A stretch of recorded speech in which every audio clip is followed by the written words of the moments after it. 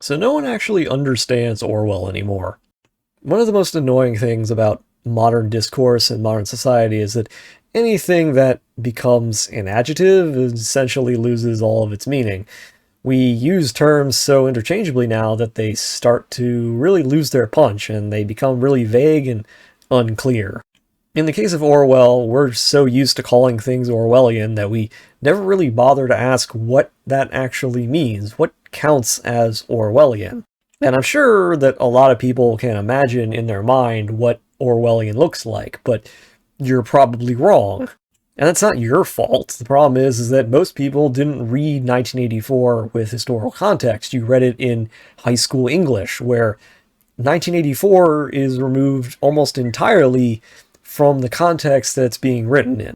Now, Orwell wrote a lot, but the two books that he's most well known for are 1984 and Animal Farm, which are about fascism and communism, respectively. This is because Orwell was writing as allegory, because he wasn't really so much writing fiction as he was trying to represent real-world things and their consequences through fiction. And so if you strip the allegory away, if you strip all of the context away, you're not going to really get a sense of what he's trying to say or what it actually is Orwellian. Here's the thing. Animal Farm and 1984 are completely different books. And normally when people say Orwellian, they're usually referring to 1984. So we're going to focus on that one first. 1984 envisions a world in which the state is everything. It tells you what to think, tells you what to feel, it tells you when to go to work, it tells you when to pair off with somebody else. Everything and everyone is a function of the state. Again, 1984 is about fascism, and it's really trying to show a point about how the state functions and how people are dehumanized due to the overwhelming presence of the state. In fact, one of the main conflicts of the story is the protagonist, who is supposedly engaged in a romance with a woman without the state's consent, and then the state breaks him by making it unclear if he actually loved her or not, because the entire concept is that why should you trust your lying eyes and ears when you can trust the state, which is all-knowing and never wrong. Furthermore, it represents how various things are used by the state in order to control the populace, such as finding easy scapegoats to point at, which are controlled in sort of hate weeks, where the populace gets out all of their angry emotion at something that is not the state. Again, this is all very allegorical for the way Nazi Germany used it against the Jews, or how Franco's Spain used the communists, or how Mussolini's Italy framed basically everyone else. But the thing is that we now apply Orwellian to any kind of control when, in reality, this doesn't work at all. For example, it's often remarked that things like Google, who knows where all your tracking data is Orwellian, or the fact that various companies like Facebook control what you see is Orwellian, and neither of these are the case. Orwellian thought control is about the concept of the state dictating to the populace what they think and feel and experience. The idea of a private entity, any private entity, being bigger than the state doesn't exist inside the world of 1984. All things exist to serve or be used by the state. As I pointed out in my cyberpunk video, we live in a society that's not really Orwellian in any sense of the word. Yeah, we live in a world where corporations bend over backwards for governments like the communist Chinese in order to get access to their markets, but the reverse is also true. Because we live in a world where information is so open and so free. We live in a world where government is so unable to compete with media conglomerates over what people see and think that it's impossible for the state to really control messaging anymore. Think about how much power cable news has. Think about how much power a thing like Facebook or Google has over what you see and what you think. Think about all the people who won't do things like get vaccines because some crazy person on the internet told them that it's a bad idea. This kind of idea, this freedom of choice, doesn't exist in an Orwellian society. It doesn't exist in 1984. 1984 the government would say, this is good, and you would say, yes, the government says it's good. And if tomorrow the government said this is bad, you will say, yes, the government has always said this was bad. But that's not the world we live in. In fact, one thing that pretty much denotes how not Orwellian we live in is the concept of retroactive punishments. Think about it. In today's world, somebody finds a bad tweet, you'll be punished for it today. But an Orwellian society it would say, well, there aren't any old bad tweets because all tweets have always been good. And if tomorrow they said all tweets were always bad, then yes, that's how it was. The concept that things have changed, the things that you did before are different from today, is the opposite of Orwellian. Like, we live in a world where people are more able to influence each other, where people from outside your own country can influence people in your country just based on what they post online.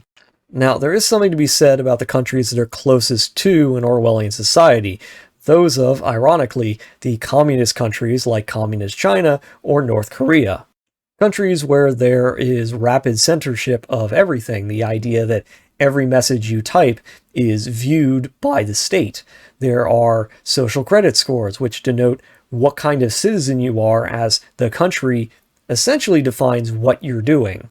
In fact, one of the great ironies about Orwell's work is that when he was writing about Nazi Germany and communist Russia, and what he couldn't have imagined is that communism would eventually essentially morph into fascism. Communist China and North Korea are all pretty much fascist countries, at least by Orwell's reckoning. They're all very 1984 in terms of how everything serves the state, and the party line is all that matters. Which brings us into Animal Farm. Animal Farm is about communism. Specifically, it's about the hypocrisies and drawbacks that communist revolutions had and were having. Animal Farm is specifically a story that uses animals, much like Watership Down does, in order to paint a picture of how communism can't work. It's a story about farm animals overthrowing the humans and fighting them off, only to institute a system that is worse for everybody involved. That's where you get the idea that all are equal, but some are more equal than others. And ironically, it's a very capitalist sentiment to say things like, well, yeah, we're all citizens, we're all equal under the law, but those with more money, power, and connections are technically more equal than everyone else. Meanwhile, communist countries don't really even pretend to be like this anymore. In fact, they've pretty much thrown the concept of equality out the window.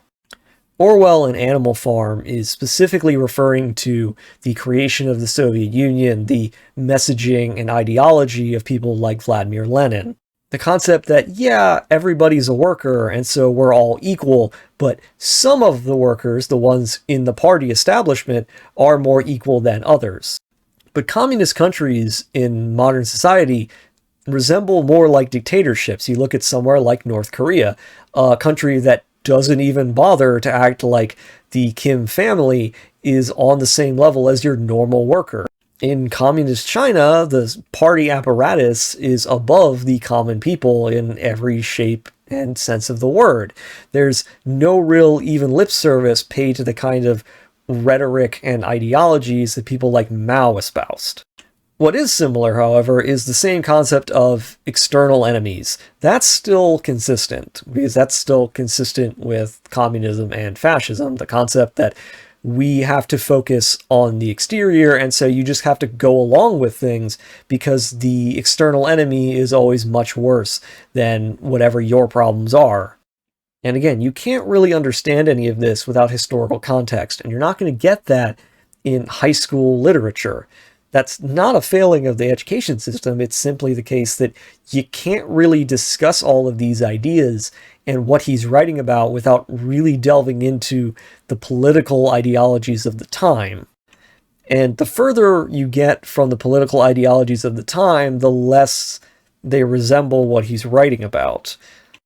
Because again, in Orwell's time, there wasn't things like the internet. There wasn't things like freedom of ideas moving around across the world. There wasn't mass communications the way there is today.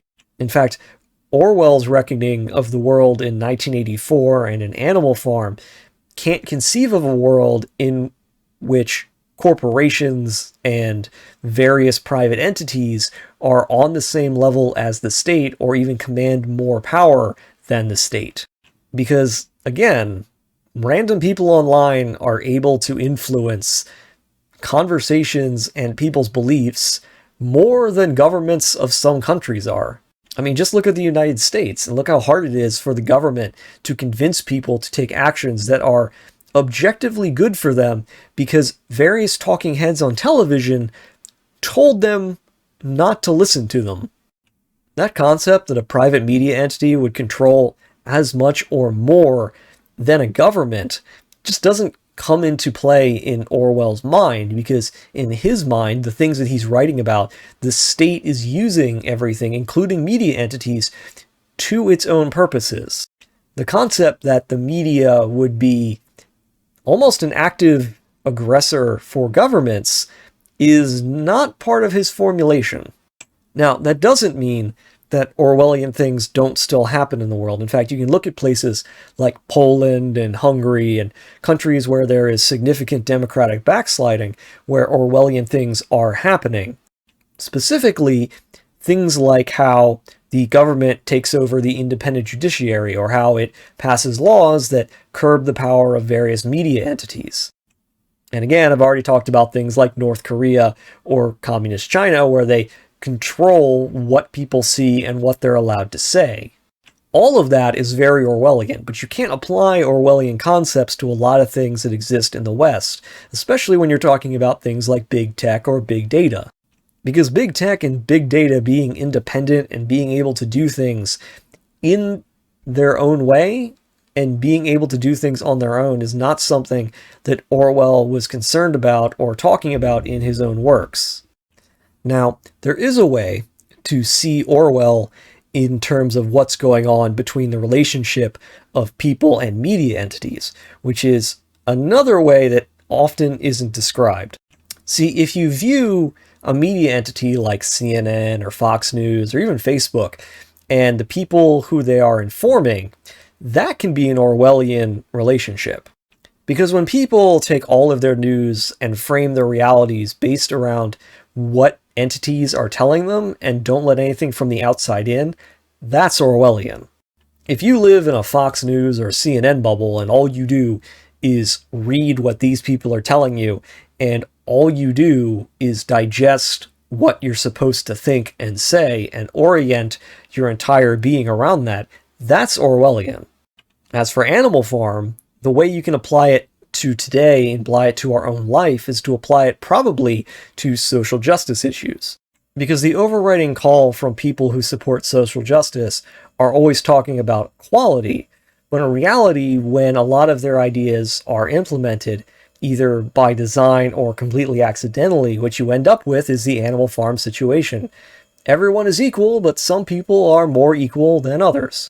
And again, that's not a critique to say that people who want social justice are bad. It's simply a critique of human nature that any attempt to make rules about what constitutes equality is inevitably going to give power to people to make that decision for other people.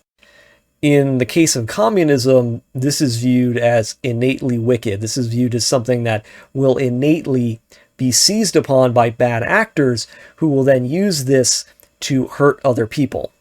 But in the cases of social justice, what we can see it as is the overwhelming passion of the people who believe in it being used for bad ends, in the sense that the urge to act immediately without thinking causes unintended results, where individuals who either aren't qualified or maybe just aren't particularly good for the position of deciding things end up making decisions. You see this a lot with, say, influencers, where, yeah, we're all equal, but the people who have power online, some people are more equal than others. Some people's words have more weight than others, and it's perfectly reasonable for, various people to quote-unquote cancel certain other people when it devolves into some people are more equal than others and them pointing to somebody and saying, hey, that person needs to go. That's all very Animal Farm. That's all very Orwellian, is the best way to put it. Which is why it's so interesting to see Orwellian being thrown around in ways that don't apply. Because, again, we don't live in an Orwellian society by Orwell's own standards. There are aspects of our society that are Orwellian. There are aspects of our society that function as Orwellian allegories, but overall, most people use the term Orwellian to refer to things that are not actually Orwellian. And I've pretty much avoided delving too deep into the literature themselves because I'm fundamentally interested in Orwell as allegory more than Orwell as fiction. So hopefully this has given you some context about Orwell, Orwellian, and how Orwellian thinking, how 1984 and Animal Farm relate to today, and how they don't. So with that, see y'all next time.